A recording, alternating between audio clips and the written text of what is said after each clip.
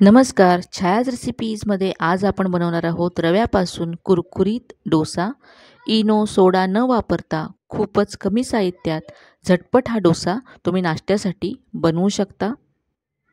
याबरोबरच south Indian style खोबऱ्याची चटणी बनवणार आहोत, जी या डोश्याबरोबर खूपच मस्त लागते.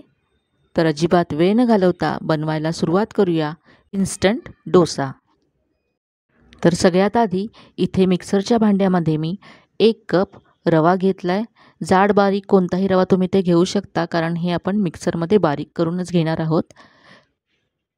तर इथे मी या कपाने साहित्य मोजून घेतलं आहे. तुम्ही घरातली कुठलीही वाटी घेऊन त्याने सगळं साहित्य मोजू शकता.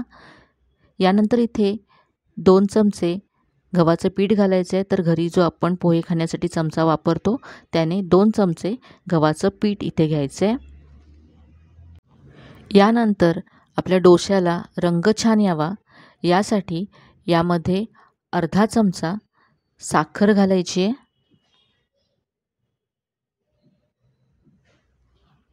यानंतर चवीप्रमाणे मीठ घालायचे. तर इथे मी अर्धा चमचा मीठ घातले. आता हे मिक्सरला फिरवून घेऊया आणि अगदी बारीक अशी याची पावडर तयार करून घ्यायची आहे. तर पहा, हे अगदी फाईन असं मी वाटून घेतलं आहे. तर ही अशी पावडर करून किंवा हे प्रीमिक्स करून तुम्ही ठेवू शकता आणि जेव्हा तुम्हाला डोसा बनवायचा आहे तेव्हा त्यामध्ये पुढचं साहित्य घालून त्यापासून डोसा बनवू शकता. तर आता हे सगळं वाटलेलं मी साहित्य एका बाउलमध्ये काढून घेतलं आहे. आता इथे 1 कप दही घेतलं आहे. थोडंसं आधी फेटून घेतलं मी दही. घरी बनवलेलं थोडंसं कमी आंबट असलेलं दही आहे. आता हे आधी मिक्स करून घेऊया. नंतर यामध्ये आपण पाणी घालू. हे व्यवस्थित मी मिक्स करून घेतलं. आता त्याच दह्याच्या कपामध्ये मी अर्धा कप इथे पाणी घेतलं आहे, ते घालायचं आहे. सुरुवातीला अर्धा कप घातलं आहे, नंतर लागेल तसं आणखी घालूया पाणी. मी हे आता विस्करने असं मिक्स करते, म्हणजे गुठळ्या पटकन निघतील. अजूनही हे खूपच घट्ट आहे, तर इथे मी आणखी अर्धा कप पाणी घेतलं आहे. पहा, तर आतापर्यंत मी यामध्ये 1 कप पाणी घातलं.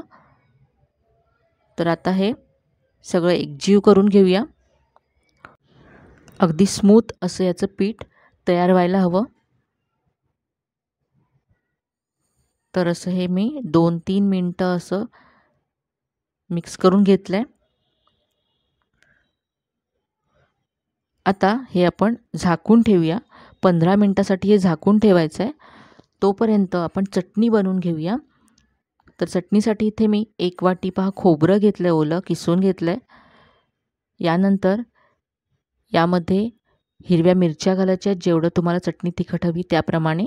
यानंतर अर्धा चमचा लिंबाचा रस घातला. यानंतर इथे चवीप्रमाणे मीठ घालायचं आहे. तर ही मी व्हाईट चटणी बनवते, त्यामुळे इथे मी कोथिंबीर घालणार नाही आहे. तुम्हाला थोडासा जर हिरवा रंग हवा असेल तर तुम्ही इथे कोथिंबीर घालू शकता. यानंतर यामध्ये पाणी घालायचं आहे आणि ही चटणी वाटून घ्यायचं आहे. खूपच कमी साहित्य यामध्ये आपण वापरतो आहे.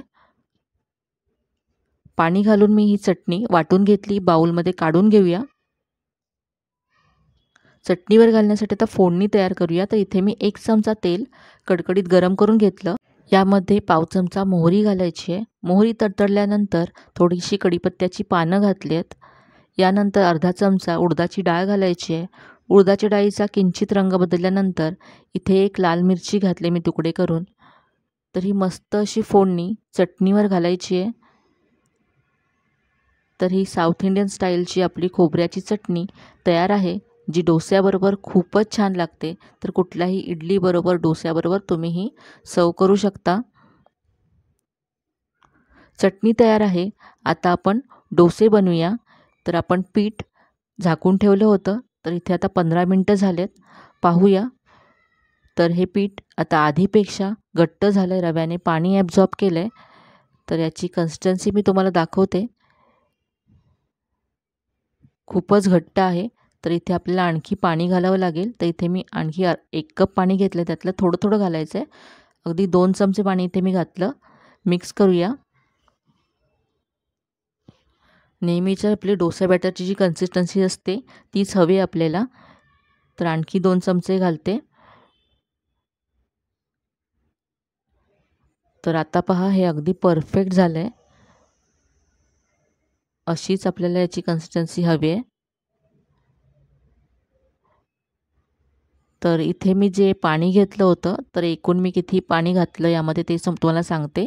तर आधी 1 कप घातलं होतं आणि इथे आता आणखी जो 1 कप घेतलेला त्यातलं साधारण पाव कप पाणी मी घातलं.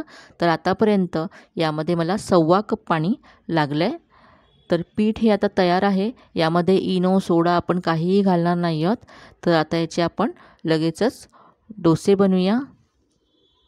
तर डोसे बनवण्यासाठी इथे मी तवा अगदी मस्त गरम करून घेतला आहे.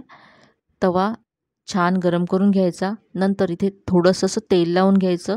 खूपच कमी तेल लावायचं, फक्त असं तेलाने तवा ग्रीस करून घ्यायचा. यानंतर आता तव्याचा वरचा भाग थोडासा थंड व्हावा यासाठी पाणी शिंपडायचं. पाणी हे पुसून घेऊया.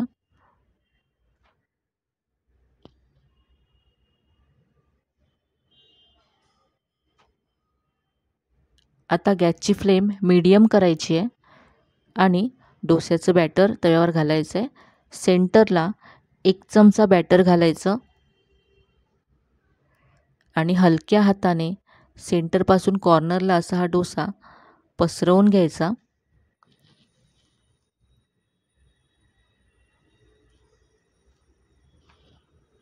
आता हा डोसा वरच्या बाजूने ड्राय होईपर्यंत भाजून घ्यायचा आहे.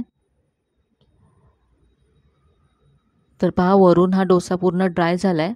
आता इथे मी बटर लावते आहे. थोडंसं जास्त बटर इथे मी लावलं आहे. तुम्हाला तुमच्या आवडीप्रमाणे तुम्ही कमी जास्त लावू शकता किंवा तुम्ही तेल लावू शकता, तूप लावू शकता.